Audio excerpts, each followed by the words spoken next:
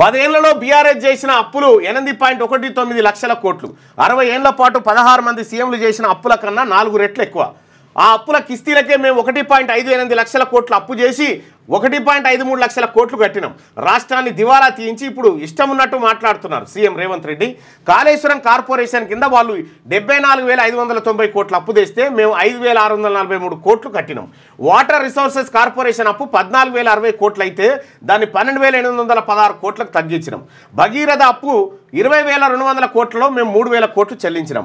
లెక్కలన్నీ పక్కాగా ఉన్నాయి. మాజీ మంత్రి హరీష్ నోట్ చేసుకోవాలి. 10 ఏళ్లలో చేయలేని పనులు 10 నెలల్లో మేము చేస్తుంటే కళ్ళలో నిప్పులు పోసుకుంటున్నారని ఆగ్రహం వ్యక్తం చేశాడు ముఖ్యమంత్రి రేవంత్ రెడ్డి. ఇక మిగులు బడ్జెట్ రాష్ట్రాన్ని 8.19 లక్షల కోట్ల అప్పుల కుప్పగా బీఆర్ఎస్ తయారు అయితే ఇక్కడ నేను ఈ టాపిక్ నాకు మదిలో మెదుగుతుంది. ఈ డీలిమిటేషన్ వల్ల వచ్చే అదనపు సీట్లు ఏవైతే ఉన్నాయో దాంట్లో బీసీలకు వాటా తేలలే, ఎన్ని వస్తాయో తెలియదు, బీసీలకు రిజర్వేషన్ లేదు.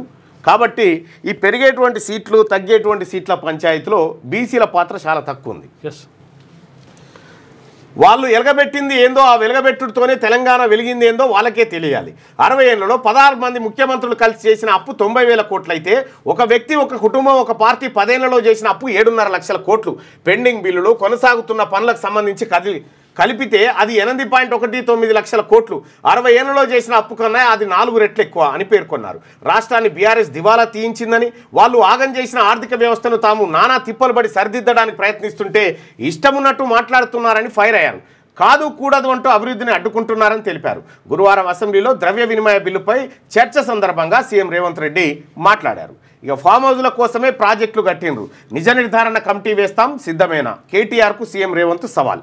కొండపోచమ్మ నుంచి కేసీఆర్ ఫామ్ హౌస్కు, రంగనాయ సాగర్ నుంచి హరీష్ రావు ఫామ్ హౌస్కు నీళ్లు, ఫామ్ హౌజ్ల చుట్టూ కాలువలు తవ్విండ్రు, తమ వద్ద ఆధారాలున్నాయని వెల్లడి. మరి జనం కోసం కట్టిరా ఎవరన్నా? వాస్తవం ఏదైతే